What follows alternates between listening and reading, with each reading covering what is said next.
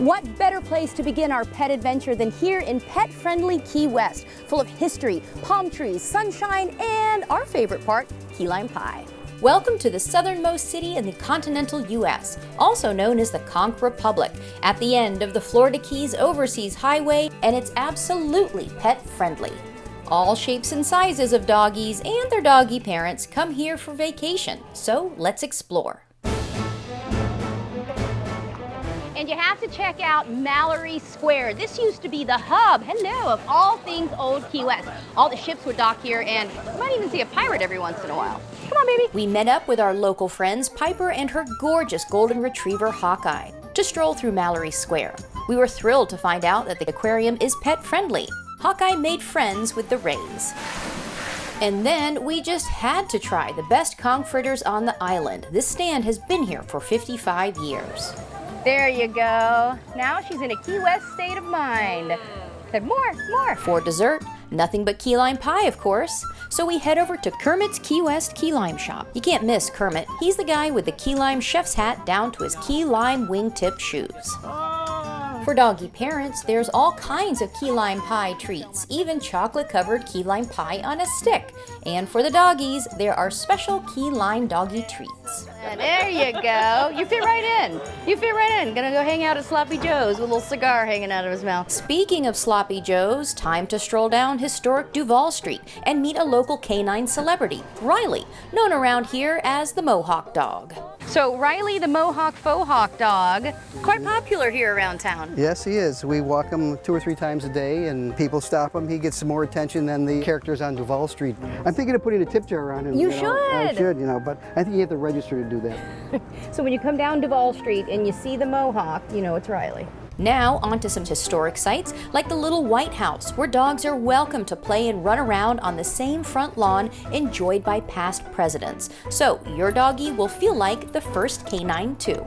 And this is where we meet another local doggy celebrity, Soggy the Scooter Dog. You'll see her scooting all around town on her sweet ride. She's definitely a fan favorite. People are stopping to take pictures all the time. They're pointing, they're laughing. Now on to another historic home, the Ernest Hemingway home, and those famous 6-toed cats. Piper is doggy sitting Mila for me, so I'll head inside to meet the kitties. Do they really have 6 toes? Yeah, this is the home to the polydactyl cats. Those are the 6-toed cats. Okay. And Hemingway collected those because they also have a folklore legend about them, and Hemingway loved a good story.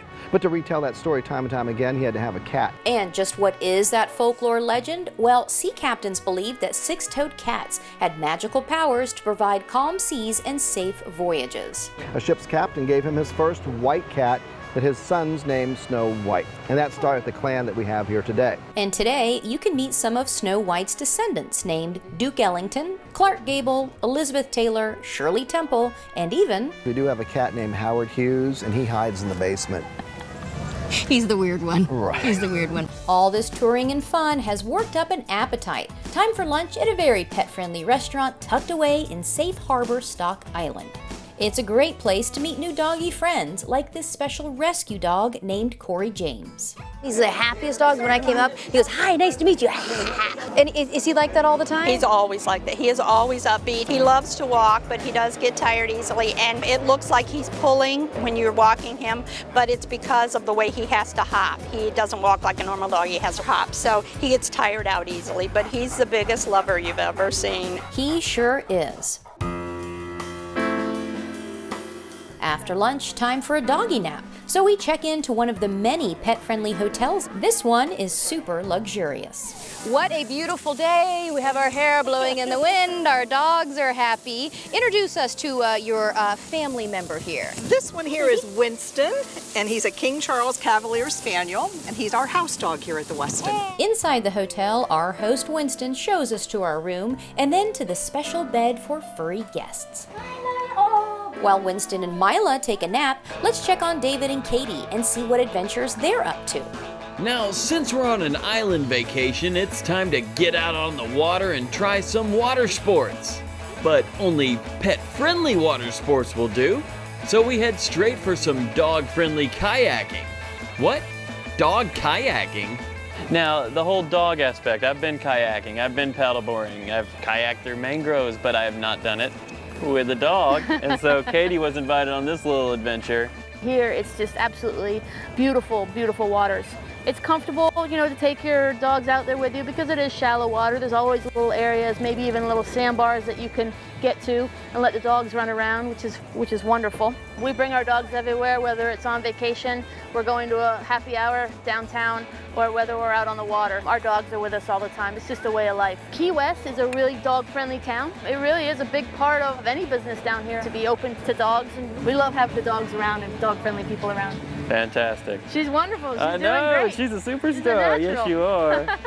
She's like, more, I want to explore. And kayaking isn't the only pet-friendly outdoor adventure here. We also visited Key West Dog Beach, right by a pet-friendly restaurant where pet parents can sit on the patio and watch their dogs play on the beach below.